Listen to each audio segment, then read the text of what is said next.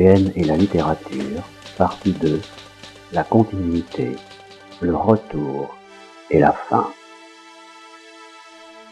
GN continua l'écriture, forcément, car les bandes dessinées commençaient en images intérieures qu'il fallait retrouver au moment où elles apparaîtraient sur le papier. Il n'arrivait pas à dessiner aussi vite qu'il pensait, il fallait donc écrire les dialogues, décrire les situations. Ainsi, j'ai commencé à taper à la machine. Mais sans trouver place dans le dessin, des idées diverses se multipliaient. Il y eut des brouillons de toutes formes, de toutes couleurs en fonction des stocks, de Marx, de mère, de père, en petits blocs, en jolis petits carnets, en mini-classeurs. Et ces idées formèrent des nouvelles, des histoires, dans lesquelles GN tournait. À l'évidence, il devint nécessaire de les écrire en ligne, pour de vrai, presque pour se débarrasser de leur insistance à partager ses jours. La foi du dessin dégradé par Martin d'Alix forgea cette résolution, renforcée de la fréquentation des livres en bibliothèque pour seconder mère qui souhaitait l'occuper dans son paradis. Il conseillait les enfants, allez chercher les livres que vous demandiez, les trouver toujours alors que vous étiez perdus. Entre les livres et les fleurs qu'il plantait en votre ville, il était finalement partout. Alors, il pouvait l'être plus encore, non ? Il y eut d'abord par rencontre entre musique et écriture, comme au début de G, poésie retrouvée et chanson. G découvrait seul et pour lui presque seul anacolute, chiasme, polyptote, dérivation, épiphore, antépiphore, là où vous, béotiens obscurcis, ne voyez que d'obscurs assemblages. Près de 200 œuvres écrites, réécrites, illustrées, puisque le dessin ne pouvait disparaître ainsi.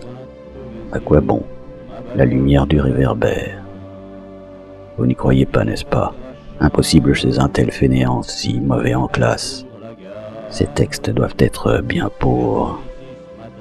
Pourtant, vous êtes quelques-uns à en avoir lu, quelques-uns.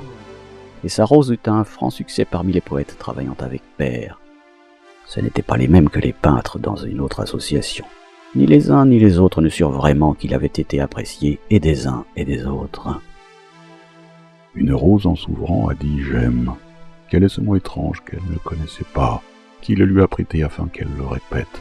Pas un merle siffleur, pas un chat maraudeur. Et pourquoi pas le vent, puisqu'il vient de si loin, puisqu'il apporte bien les aboiements des chiens? Et pourquoi pas le train qui fait tant de chemin pour s'endormir un soir dans les bras d'une gare? Une rose en souffrant a dit « j'aime ». Personne n'y a cru, depuis les roses ne parlent plus. Et puis ensuite rien de vous, tandis qu'il continuait dans ce domaine, écrivant aussi plus tard pour mère.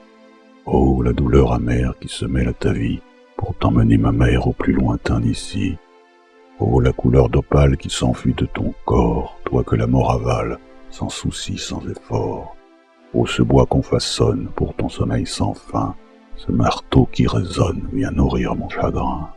Dieu que la vie donne à la vie, Dieu que la vie donne à la mort. Avant cette désespérance, il avait franchi le pas vers les contes, qu'il faudrait illustrer, et les nouvelles, et puis, tandis que pour la 20e année de GN, Marx se crut jeune, dernier sursaut succédant à sa période larzacienne, et acheta Actuel, le mensuel des années 1980, pendant 2 ans, dont 3 derniers numéros survivraient à son mariage. Année écologiste 70, septembre 79, novembre 81. Tandis qu'après avoir abandonné ses lectures de jeune fille, Sœur M s'était lassée des romans complets et des romans photos détachables, soigneusement conservés par grand-père et grand-mère N à l'usage de leur petite fille. Elle ne trouva pas nécessaire de récupérer les derniers après leurs décès successifs qui plongèrent Père dans le désarroi. Donc, héritant de la mansarde parisienne familiale au papier vasarélien que mère aurait bien voulu changer puisqu'elle ne changeait rien chez elle à cause de Père, mansarde, haltérophilie, bouteille remplie de sable, G se lança dans la totale écriture, manuscriptant puis tapant à la machine son premier monument littéraire, car c'en fut un. Vous le considérâtes comme insensible, coupé du monde, mécréant, simplement parce qu'il n'alla pas aux enterrements des N. Il était certes assez occupé, mais il suivait vos vies, s'obligeant chaque jour à noter vos activités, vos actualités. C'était un échauffement quotidien et une mine de documentations éventuelles. Mère doutait sans en faire part de son succès. Père n'en doutait pas sans s'y connaître. Sœur M s'en fichait. Marx espérait pour lui sans pouvoir l'aider. Le résultat fut là. Repensé, tapé, photocopié avec tant de peine après vos premiers et douloureux refus, que GN réécrivit presque sur chaque page pour les rendre lisibles. Vous aviez tellement douté de lui pour cela et pour le reste, que GN ne vit pas la formidable impression qu'il avait laissée chez une de vos lectrices officielles, tandis que les autres doutaient autant que vous. Elle semblait attendre son œuvre suivante avec bonheur. Heureuse de le lire, elle n'avait pas 20 ans au moment de déposer ce premier manuscrit.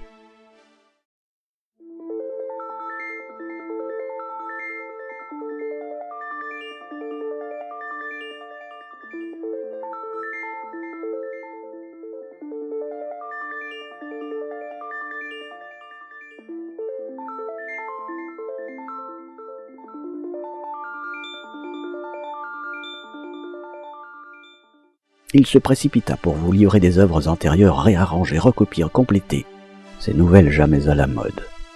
Il n'osa pas, par pudeur ou prétention, vous rappeler que vous l'aviez reconnu. Vous ne le reconnûtes pas, ni son nom, ni son œuvre.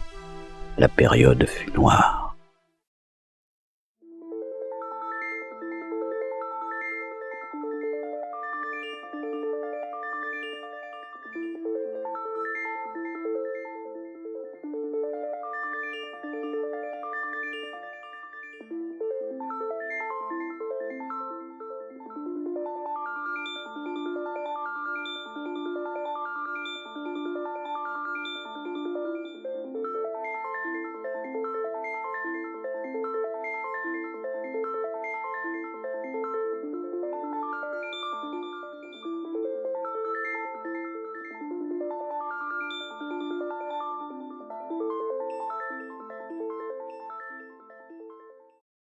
Sœur M le remplaça dans la mansarde, pour son travail parisien plus lucratif, le temps de trouver un bon mari après quelques essais.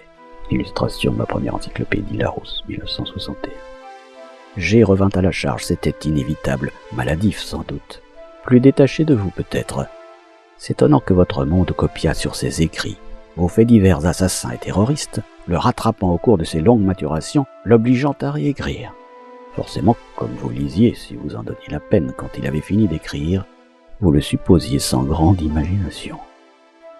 Même le titre avait de quoi occuper 20 pages d'une de vos dissertations, en sonorité, en représentativité, en référence au chapitre, prêt pour une vraie cabale. Là encore, il passa près de la gloire. Vous adoriez le début de son ouvrage qu'il avait tant travaillé, en le croyant spontané.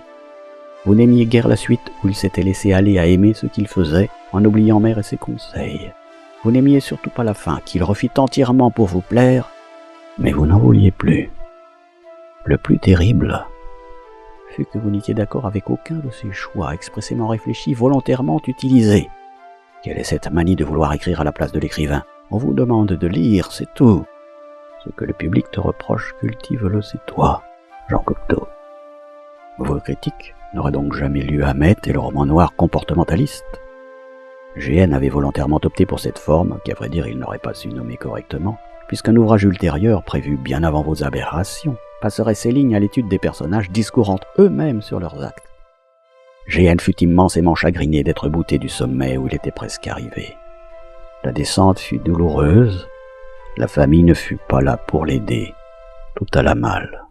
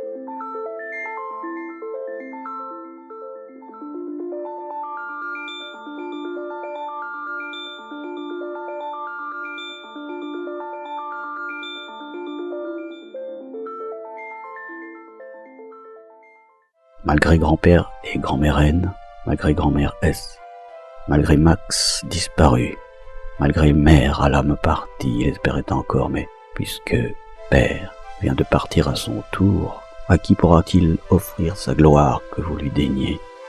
Un automatisme le guide encore, une habitude dont on ne sait plus quelles sont les motivations. Écrire parce qu'on sait écrire, dessiner parce qu'on sait dessiner, penser parce qu'on sait penser, mais tout cela n'a pas de sens pour vous. Insensé? Si JGN, qui aurait pu tout être et ainsi, ne fut rien. Fin des commentaires.